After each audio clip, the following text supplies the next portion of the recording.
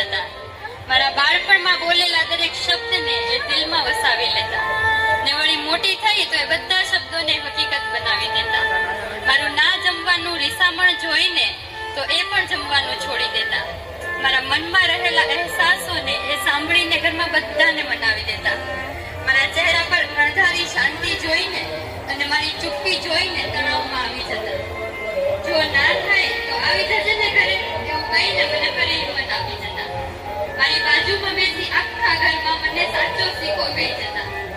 દીકું દીકું કહી મારા પર પ્રેમ ઉભરાવી મને કંઈક કરવાની ધગશ આપી જતા. સાંભળી મને પૂરી મારી સાથે એ પણ સમયની સાથે પોતાને ઉપર ખેંચી